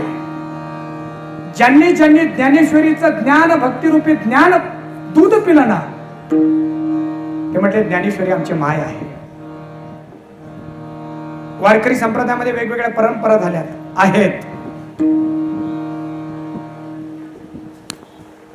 सातारकर परंपरेमध्ये आपण सगळे ज्यांना ओळखतात, बाबा महाराज सातारकर, आणि या सातारकर परंपरेमध्ये दादा महाराज सातारकर होऊन गेलेत. ऐका खूप गोड आहे. हे पेशाने जेज होते. स्वातंत्र्यपूर्व काळामध्ये मुंबईला राहणारे हे प्रसिद्ध जेज आणि कीर्तनकार सुद्धा होते. पण नुसते जेज नव्हते, तर ज्ञानेश्वरीचे मोठे अभ्यासक होते. पुढे ऐका. सकाळी 4 वाजता त्यांचा ज्ञानेश्वरीचा पाठ असायचा. आणि त्या काळामध्ये मुंबईमध्ये राहणारे अनेक मंडळी सकाळी 4 वाजता त्यांचा ज्ञानेश्वरीचा पाठ ऐकण्यासाठी जायचे. व्यसन लागल्याप्रमाणे माणसं सकाळी 4 वाजताच त्यांच्या घरामध्ये येऊन ज्ञानेश्वरी ऐकायचे. पुढे ऐका. अतिशय गोड ज्ञानेश्वरी ते सांगायचे. आणि अजून एक, सकाळी उठले म्हणजे आंघोळ न करता ज्ञानेश्वरी सांगायचे. याचा अर्थ कोणी असा घेऊ नका की आता महाराजांनी कीर्तनात सांगितलं की आंघोळ न करता ज्ञानेश्वरी वाचायची, आता 2-2-3 दिवस आंघोळच नाही करायचे, असं नको व्हायला. अशा आहे का काय आहे? उठले म्हणजे त्यांनी आपलं तोंड धुवायचं आणि ज्ञानेश्वरी सांगायला सुरुवात करायची. इतके गोड ज्ञानेश्वरी सांगायचे. ऐकणारे श्रोते तल्लीन होऊन जायचे, ज्ञानेश्वरीमध्ये डुबून जायचे. पण ही चर्चा लोकांमध्ये व्हायला लागली. आणि एक वर्ग असा असतो की त्यांना त्या चिंतनाशी घेणं नसतं, महाराजशी घेणं नसतं. त्यांना फक्त त्या कावळ्याप्रमाणे चोचा मारायचे असतात. आहेत असे माणसं. किंबहुना जिथं काही चांगलं चालू असलं की ते चोचा मारतात आणि चांगलं सुरू झालं की निघून जातात. जोपर्यंत चांगला नाही तोपर्यंत थांबतात. तशी म्हटले काय ती ज्ञानेश्वरी आणि काय तो महाराज आणि त्याला लय अक्कल आहे का? बरोबर आहे बाबा, सगळी अक्कल तुझ्या डोक्यात भरली देवाने आणून. आणि तू ठेका घेतलाय जवळपास. याला काय येतं, त्याला काय येतं, त्याला काय येतं. ठेका घेतलाय का तू? ज्याला जे येतं त्याला येतं ना महाराज. देवाने त्याला क्षमता दिली नसर आहे. तू जेवढी ज्ञानी नाही, बरं झालं तेवढे तुझ्या एवढे ज्ञानी नाहीये, तर सगळ्यांनी जगाला त्रास दिला असता. बरं झालं तुझ्या एवढे ज्ञानी नाही ते. अरे म्हटलं कसली ज्ञानेश्वरी आणि कसला बुवा आणि कसलं काय? अरे तो आंघोळ करत नाही तो महाराज आणि ज्ञानेश्वरी सांगतोय. आला मोठा ज्ञानेश्वरी सांगणारा. शिष्यांना वाईट वाटायचं. आपल्या गुरुजीची निंदा करतात लोक. अरे गुरुजीला कसं सांगावं? एक दिवस बरं का सर, तुमच्यासारख्या एका श्रोत्याने थोडीशी हिंमत केली. ते म्हटले गुरुजी ज्ञानेश्वरी खूप गोड सांगतात तुम्ही, आमच्या सगळ्या शंकेचं निरसन झालं, कुठलीही शंका आमची राहिली नाही. पण फक्त एक शंका नाही, लोक म्हणतात ते तुम्हाला सांगतो, तुम्ही पण ऐका. तुम्ही आंघोळ न करतात ज्ञानेश्वरी सांगतात, लोक नाव ठेवतात तुम्हाला. दादा महाराजकर सातारकर जे बोलले ते ऐका. ते म्हटले एखादी आई आणि त्या आईच्या जवळ तिचं लेकरू झोपलेलं असावं. सगळ्यांनी ऐका. आई आणि आईच्या जवळ तिचं 1 वर्षाचा 1.5 वर्षाचा लेकरू झोपलेला आहे आणि त्या बाळाला भूक लागली, रात्रीच झोपेमध्येच भूक लागली. आता त्या मुलाला आईचं दूध प्यायचं आहे, तेव्हा त्या मुलाला आता आईचं दूध पिण्यासाठी आंघोळ करून यावं लागेल का? नाही. आईनी पदर बाजूला करावा आणि त्या लेकराने आहे त्या अवस्थेमध्ये आईचं दूध प्यावं. ते म्हणाले ज्ञानेश्वरी माझी आई आहे आणि या ज्ञानेश्वरी रूपी आईचं दूध पिण्यासाठी माझ्यासारख्या लेकराला आंघोळ करण्याची गरज नाही, मी कधी तिचं दूध पिऊ शकतो. पण तेवढी निष्ठा पाहिजे बरं का, तेवढी निष्ठा पाहिजे. अन्यथा निष्ठा नाही, काहीच नाही, नुसतं विष्ठाच असं नको, निष्ठा पाहिजे. म्हणून ज्ञानेश्वरीकडे पाहत असताना सुद्धा ज्ञानेश्वरी माझी आई आहे. अजून पुढे जाऊया जरा. ज्या गुरुच्या सानिध्यामध्ये जीवनाचा अर्थ कळतो, सगळे म्हणाले त्या गुरुला काय म्हणावं? म्हणून साधका तू माहुली,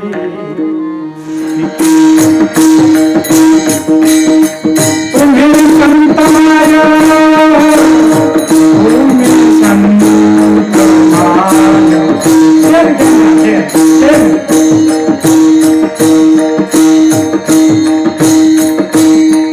तुम्ही संत माया, तुम्ही संत माया, आपण कृपावंत.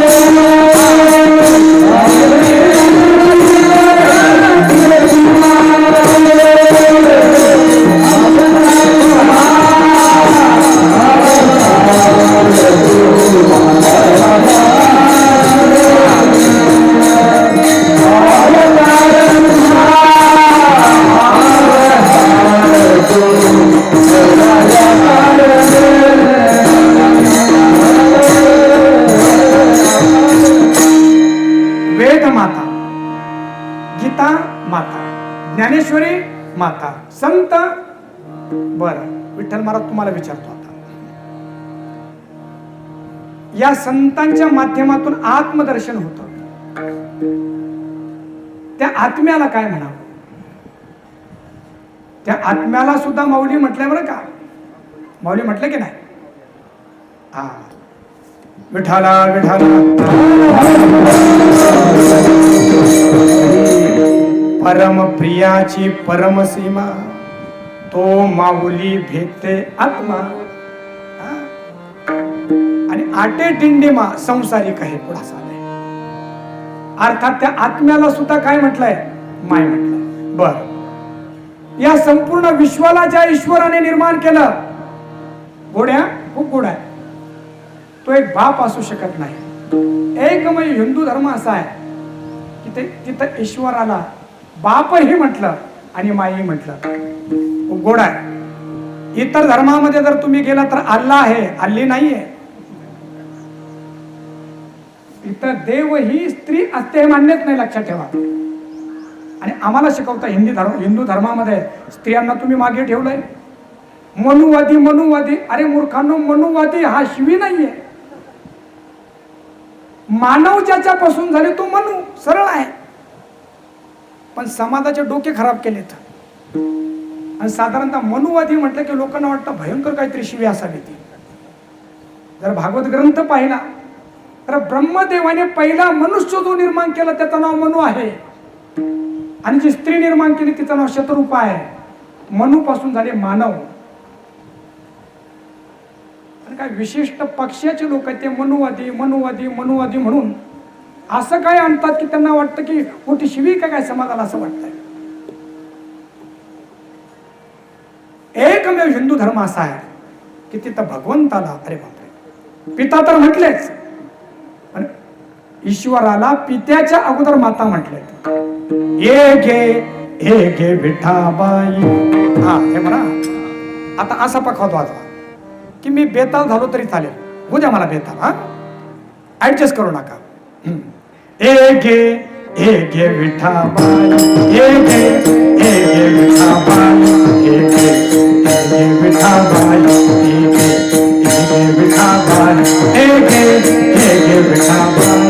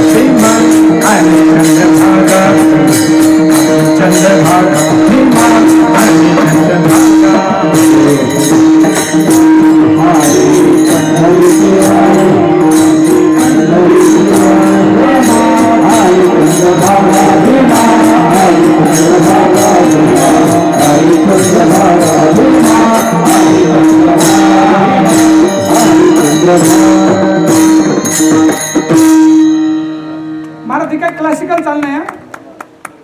वारकरी संप्रदायातील सोनोपंत मामासाहेब दांडेकर ही चाल म्हणायचे रूप पाहता लोचणीला. या चाली पण थोड्याशा राहायला पाहिजे पुढे. म्हणून देवाकडे पाहत असताना विठ्ठल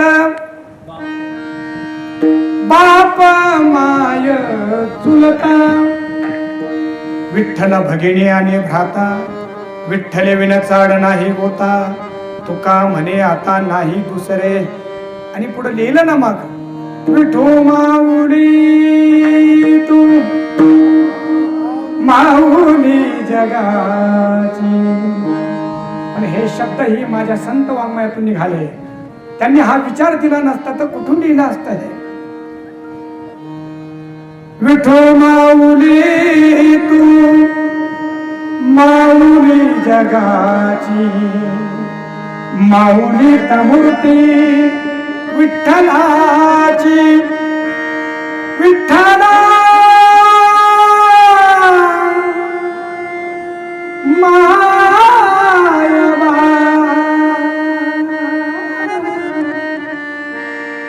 विठो माऊली तू माऊली जगाची.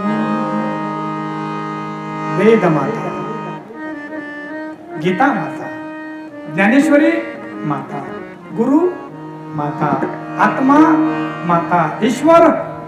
आता शेवटच्या मुद्द्यावर येऊन थांबूया. संतांना तरी काय म्हणावं. ज्ञानाबाई माझी अनाथाची माय, ज्ञानाबाई माझी अनाथाची माय.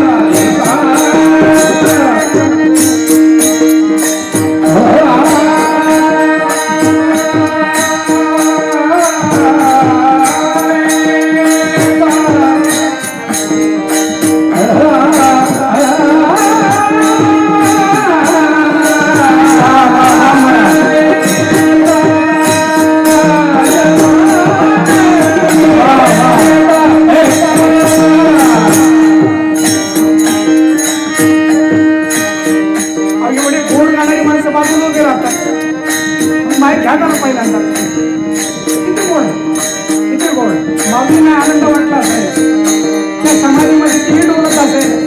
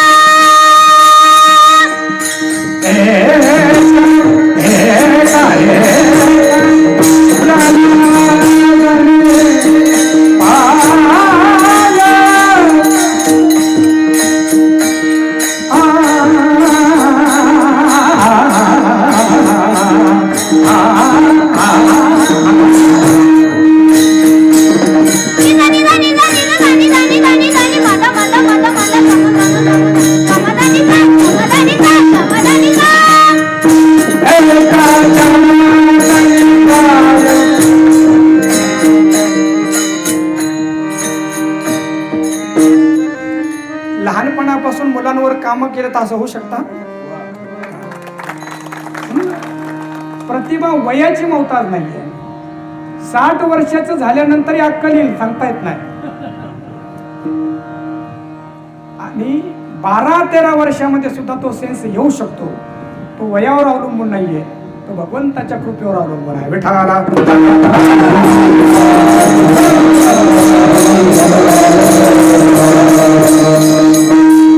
म्हणून संतांना सुद्धा माता म्हटलेत. आणि या अभंगामध्ये तुकाराम महाराज जरी आईचं नाव घेत असेल तर ही आई कोण आहे, तर तुकाराम महाराजांच्या समोर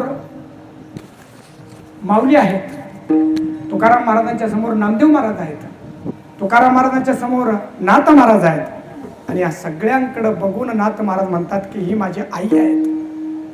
आणि या आईनं बालकासाठी काय केलं, तिच्या अंतःकरणामध्ये बालकासाच्या बाबतीमध्ये काय विचार असतो, अभंगाचा पहिला. मातेची आजी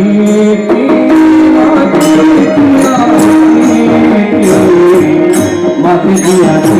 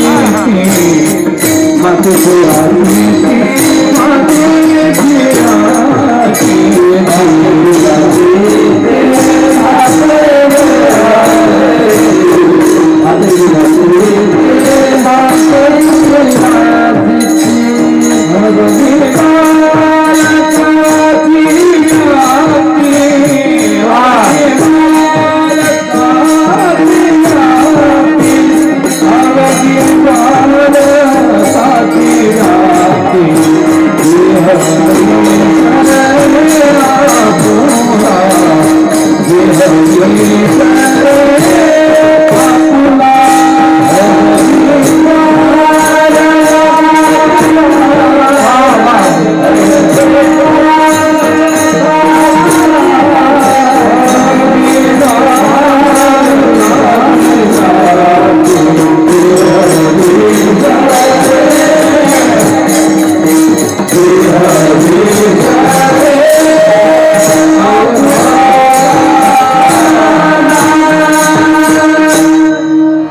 तुकाराम महाराजांनी मातीची व्याख्या केली जगामध्ये कुठल्याच विचारवंताला ती करता आली नाही. घड्याळीकडे आपले लक्ष जायला लागलेत, माझाही त्याचा भान आहे, काळजी करू नका. एक 10 मिनिटांमध्ये सगळा पसारा आवरूया आपण. खर तर पसारा एवढा लांबावा की गोळा करताना वेळ लागू नये. मी तेवढा पांगून ठेवला की मला लगेच जमा करता येईल. या अभंगाच्या पहिल्या चरणामध्ये तुकाराम महाराजांनी आईचीच व्याख्या केली आहे. किती घोडे बघा. परदेशामध्ये असलेल्या स्त्रिया, आवाज कमी करा, तुम्ही पण ऐका कीर्तन सामान्य करा. परदेशामध्ये असलेल्या स्त्रिया आयुष्यभर आपण बाई राहावं याचा प्रयत्न करतात. आवाज घुमतो कमी करा.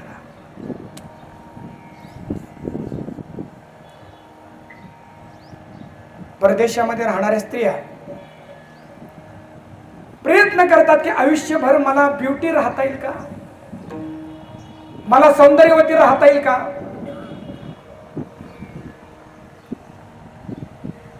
आणि एका जीवनामध्ये मला जवळपास 10-5 लग्न करता येईल का. परदेशामध्ये आहे, मी असं ऐकलंय सर. एका बाईनं आपल्या पूर्ण आयुष्यामध्ये 26 लग्न केलेत आणि 26वा तिचा जो नवरा होता ना, तो पहिलाच कुठला तरी एक 15वा-16वा होता लग्न करता करता.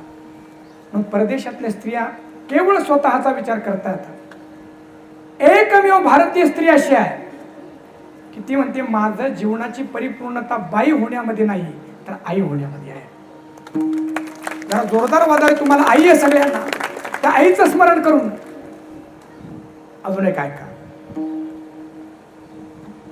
आजचे वैज्ञानिक असं म्हणतात की बाळाला जन्माला घालण्यासाठी किती ताकद लागते. एक ॲटॉम बॉम्ब तयार करण्यासाठी जेवढी ऊर्जा लागते जवळपास तेवढी ऊर्जा एका बाळाला जन्माला घालण्यासाठी लागते.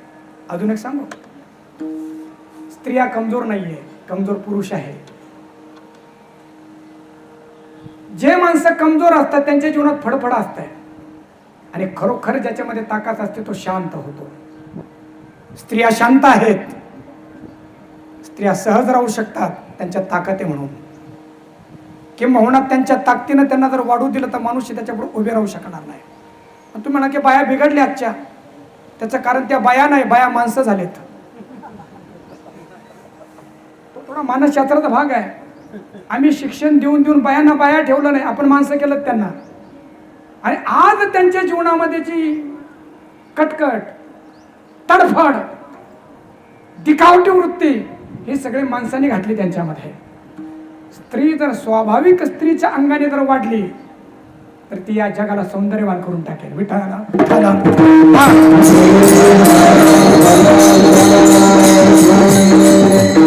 चला, एक 5 मिनिटं आपल्याकडे राहिलेत.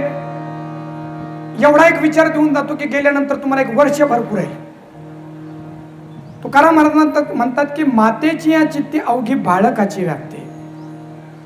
बाळकाच्या सर्वांगीण कल्याणाचा विचार आईच्या चित्तामध्ये असतो. तुकाराम महाराजांचा हा अभंग समजून घेण्यासाठी महाभारताच्या आदिपर्वामध्ये जावं लागले विठ्ठल महाराज. आणि माता या शब्दाचा अर्थ करत असताना जी फक्त बाळाला जन्माला घालते तीच माता नाही, तर जिच्यामध्ये ह्या 8 गोष्टी असतात ती माता. सांगतो मी पुढे आपल्याला. किंबहुना ज्याला नवरा नवरा नवरा आपण म्हणतो ना, आमच्या भारतीय परंपरेचा विचार असा आहे की तो नवरा सुद्धा एक दिवस त्या बायकोचा पोरगा व्हावा. खूप चांगला आहे का? हा विनोद नाहीये. हे शब्द ऐकतात तुम्ही काय? हा विनोद नाहीये, अरे ओरिजिनल आहे. हा विनोद नाही, खरं तर तोही विनोदच आहे, पण हा खराच विनोद नाहीये. ऐका, आमच्या उपनिषदामध्ये असा विचार आलाय, पूर्वीच्या काळामध्ये लग्न झाल्यानंतर नवदाम्पत्य कुठं कुठं जायचं हनुमूनला असं नसायचं. लग्न झाल्यानंतर कुठल्या तरी ऋषींच्या, एखाद्या महापुरुषांच्या आशीर्वादासाठी हे मुलगा आणि मुलगी जायचे. खूप चांगला आहे का? आणि हे नवदाम्पत्य एखाद्या ऋषीच्या दर्शनासाठी गेलं की तो ऋषी त्यांना आशीर्वाद द्यायचा, अष्टपुत्र सौभाग्यवती भव. ऐका, तुला 8 मुलं व्हावेत आणि 9वा मुलगा तुझा नवरा व्हावा. कळाला की नाही काय माहिती? ऐका, तुला 8 मुलं व्हावेत त्या काळानुसार आणि तुझा नवरा तुझा 9वा मुलगा व्हावा. म्हणजे काय? हे मुली, अशा प्रकारचा संसार कर. 8 अपत्य होईपर्यंत तुमचं नातं इतकं पवित्र व्हायला पाहिजे की एक दिवस त्या नवऱ्याला पण वाटायला पाहिजे की ही माझी बायको नाही, ही माझी आई आहे. काही भारतीय संस्कृती हो, म्हणून आईचा विचार फक्त जन्माला घालते तीच नाही, जी जी प्रेम करते, वात्सल्य करते आणि ह्या 8 गोष्टी करते ना, ती माता. ऐका, तेवढं बोलतो आणि थांबतो. महाभारताच्या आदी पर्वामध्ये आई 8 प्रकारे रक्षण सगळ्या कुटुंबाचं करते. मोजा: धनम, प्रजाः, शरीरम, लोकयात्रा, धर्मम, स्वर्गम, पितृन, ऋषी. किती झाल्यात? 8 झाल्यात. आता 1 मिनिटं दिलं म्हणजे 8 मिनिटात थांबेल. देवीला जसे 8 हात असतात तसे आमच्या घरामध्ये असलेली मातृशक्ती आमच्या गेन द्यायला गेन आणि बेस कमी ठेवा. आमच्या घरामध्ये असलेली स्त्री 8 प्रकाराने आमचं रक्षण करते. कशाचं रक्षण? पहिलं रक्षण करते धनाचं. गोड्या, आमच्या काळामध्ये अशी पद्धत होती, जुन्या काळामध्ये पुरुषाने शेती करायची, पुरुषाने पैसे कमवायचे आणि ते पैसे स्त्रीकडे आणून द्यायचे. जोपर्यंत घरातले पैसे स्त्रियांकडे होते तोपर्यंत पैसे ते अबाधित होते, सुरक्षित होते. आणि जेव्हापासून पुरुष, आवाज कमी करा, जेव्हापासून पुरुष ते पैसे आपल्याच खिशामध्ये ठेवायला लागलेत तेव्हापासून घराची दिवाळी निघायला लागलेत, असं आमच्या शास्त्रात सांगितलं. म्हणून त्या धनाचं रक्षण सुद्धा स्त्री करू शकते. सांगू का आपल्याला? मागे आपल्या पंतप्रधानांनी सांगितलं की 1000 आणि 500च्या नोटा बंद होणार आहे. त्याच्या 1 दिवस अगोदर नवऱ्याने बायकोला विचारलं, का गं तुझ्याकडे काही पैसे आहे का? ती म्हटली, विष खायला पैसे नाही माझ्याकडे. कसले विचारता पैसे म्हणून? मग रात्री ते झालं की मेरे भाई और बहनों, कल 500 1000 के नोट बंद होने वाले हैं. आणि ते बायको सकाळी सकाळी आली एवढा डब्बा घेऊन. म्हणजे काय हो? म्हणजे या डब्यात पैसे. त्या नवऱ्याने तो डब्बा खोलून पाहिला आणि तो म्हटला, काल तर तू म्हणली होती की विष खायला पैसे नाही, आता सगळ्या गावाला विष येईल, एवढे पैसे आहेत. पण घरामध्ये जरी ती पैसे ठेवत असले, करा ना, आवाज कमी करा, आवाज कमी करा, कमी करा. जरी तिने हे पैसे बाजूला ठेवले असले तरी घरामध्ये एखादं लग्न निघू द्या, लग्नाच्या आयोजनामध्ये अर्ध्या पैशाची योजना तीच करते. किती प्रॅक्टिकल आहे. म्हणून धनम, आणि तेवढंच धन आहे, आत्मधनाचं रक्षण करणारी सुद्धा माता आहे. पायो जी मैंने राम रतन धन पायो, वस्तु अमौलिक दी मेरे सदा गुरु. रामचंद्र प्रभू आणि सीतामय्या निघाले होते, याच भूमीतून गेले, गंगेच्या तीरावर आले. केवटाने रामचंद्र प्रभूंना नावेतून पहिलं तीरावर सोडलं. रामचंद्र प्रभू वनवासी, त्याला देण्यासाठी काही नाही. आणि सीतामय्याकडे पाहिल्यानंतर नुसतं पाहिलं होतं. सीतामय्याच्या बोटामध्ये असलेली अंगठी काढली आणि त्या केवटाला देण्याचा प्रयत्न केला. धनम, खूप विस्तार करता येईल. प्रजा, प्रजेचं रक्षण ती करते. बाप फक्त प्रदान करतो पण ग्रहण करणारी माता असते. नंतर आपण पाहिलं की पोटी भारव आहे आणि त्याचे सर्वस्व हेच आहे. जाता जाता एकच वाक्य, एखाद्या माणसाला 4 पोरं असू द्या आणि त्याची बायको जर मेली तर तो दुसरी भेटेल का पहा. एखादी बाई नवीनच लग्न झालं आणि तिला 4च महिने झाले गेलेले राहू द्या, पण ती म्हणू शकते की एका मुलावर मी माझं सगळं आयुष्य काढू शकते. हे फक्त आई करू शकते. म्हणून प्रजा शरीरम, बालकाच्या शरीराचं रक्षण आईच करते. हे आपल्या भागामध्ये बिबट्या वाघ आहेत.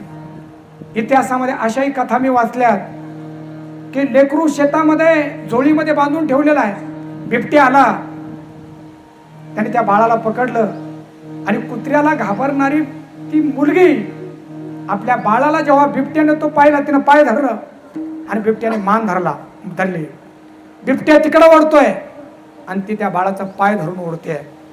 वाघासोबत सुद्धा लढण्याची शक्ती आली कुठून? मातृशक्तीमुळं. म्हणून शरीरम किती गोड आहे. काय काय झालंय? धनम प्रजाः. अजून एक सांगू का? खरी जरी आई झाली तर ती फक्त आपल्या मुलाचीच आई होत नाही, सगळ्या महाराष्ट्राची आई होऊ शकते. आणि म्हणून या पेमगिरी पर्वतावरच डोंगरावरच माझी जिजाऊ राहिली होती आणि पोटामध्ये महाराष्ट्राचा जाणता राजा येणार होता. कुणालाही जाणता राजा म्हणता येणार नाही. जाणता राजा एकमेव छत्रपती शिवाजी महाराजच, दुसरा नाही कोणी. लोकांमध्ये भांडणं लावणारे, आम्ही नाही म्हणणार तुम्हाला जाणता राजा, सगळ्यांना एकत्र करणारा तो खरा जाणता राजा. जाती जातीमध्ये तुकडे कर, आम्ही नाही म्हणणार. सगळ्या जातींना एकत्र नांदवणारा त्याला म्हणणार आम्ही जाणता राजा. या पेमगिरीच्या डोंगरावर कुठं दौलत आहे ना इकडं, आणि शिवाजी महाराज पोटामध्ये होते. ती माय त्या पोटातल्या गर्भाला सांगत होती, बाळा या महाराष्ट्रातले लोक लाचार झालेत. एखाद्याला वतनदारी मिळाली तर कुणासाठी हे माणसं कमरेला तलवार बांधण्यासाठी तयार आहे. कोणी म्हणतं मी निजामशहासाठी लढेल, कोणी म्हणतं मी आदिलशहासाठी लढेल, कोणी म्हणतं मी मुघलासाठी लढेल. आणि या महाराष्ट्रामध्ये एकही असा नाहीये की जो म्हणेल मी महाराष्ट्रासाठी लढेल, मी माझ्या मातीसाठी लढेल. माझ्या बाळा, माझं स्वप्न आहे रे, तू जन्माला आल्यानंतर आपलं सुराज्य असावं, आपल्या माणसासाठी आपल्या मातीसाठी लढणारा एखादा बालक जन्माला यावा. म्हणून आमची जिजाऊ फक्त शिवाजीची, छत्रपती शिवाजी महाराजांची आई नाही, ती स्वराज्य जननी झाली, सगळ्या महाराष्ट्राची आई झाली. म्हणून प्रजाः धनम शरीरम प्रजाः लोकयात्रा. गोड्या गुरुजी, माणसाची लोकयात्रा सुद्धा स्त्रिया चांगल्या करतात. तुम्ही इथं आलात ना, ती बायको दारामध्ये उभी राहिली असते, जा बरं बघते तुम्हाला कसे जातात, तर काय हिंमत तुमची जाण्याची? ती म्हणते जा ना तुम्ही, बघते मी घर, आणा ना 4 माणसं, मी बघते ना कसं करायचं. तर ज्याची बायको म्हणत तुम्ही माणसं तर आणा फक्त, त्याचे काय हिंमत घरी जेवायला माणसं नेण्याची? लोकयात्रा अनेक गोष्टी आहेत, अनेक गोष्टी आहेत. आपली लोकयात्रा सुद्धा ती करते. वेळ संपलाय, फक्त एक वाक्य. स्वर्गम, घराला स्वर्ग करायचं का नरक करायचं हे घरातली स्त्री जाणू शकते. तिने जर ठरवलं तर घराचा नरक बनवू शकतो आणि तिने ठरवलं तर घराचा स्वर्ग बनवू शकतो. धर्मम. वड सावित्री पौर्णिमेला माणसं कधी गेले नाही पिंपळाकडे. आम्ही फक्त वडापाव आणि वडापाव सारखे मग पाव, पण त्या जातात आणि त्या वड्याला म्हणतात वडापाव. हा नालायक असू दे, पण 7 जन्मापर्यंत हाच होता. धर्मम. गोड्यो पितृन, पितरांनाही संतुष्ट करणारी ही माता आहे. सुप्रजा जर जन्माला आली तर ते पितर संतुष्ट होतात. आणि ऋषीन, घरातली माता योग्य असेल तर ऋषींना आनंद होतो. कारण ज्या मातेनं रामायण पोराला शिकवलं, महाभारत पोराला शिकवलं, ऋषीमुनी म्हणतात ही जर नसते तर आमचे ग्रंथ समाजापर्यंत आले कसे असते. 8 प्रकारे आपल्या प्रजेचे रक्षण करणारी ती आहे. म्हणून मातेची या शक्ती. अवघे बाळकाची व्याप्ती, देह विसर्या फुला, जवळी घेता शिण गेला. बाळकासाठी सर्वस्व अर्पण तिनं केलं. डावी प्रेम भाते आणि अंगावरी चढते. प्रेमाने खाऊ दाखवते, आपल्या अंगावर खेळवते. आणि पोरगा मोठा झाला का म्हणतो आमच्या आईला ना अक्कल नाही. खरोखर तिला अक्कल नव्हती. जेव्हा तुला काजळ घातलं तेव्हा तुझ्या बोटात तिने तुझ्या डोळ्यात बोट का नाही घातलं. लहान पोरगा संडासला जात.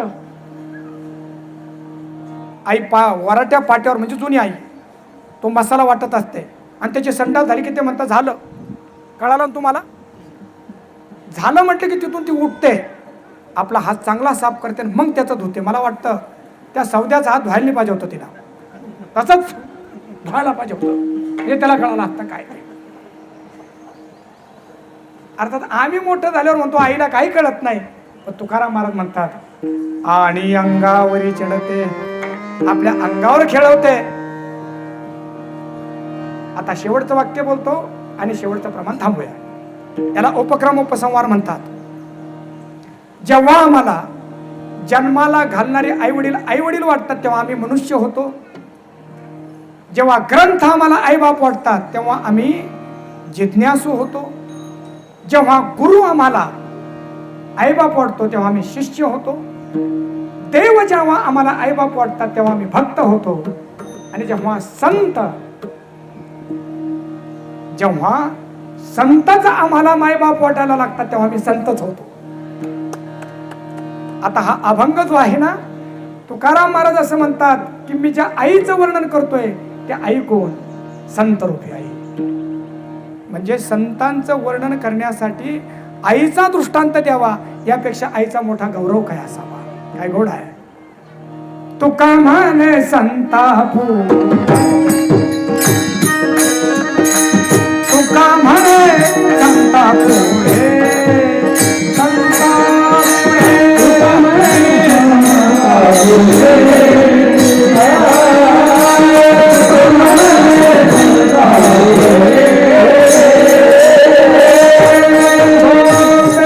लाडे घोडे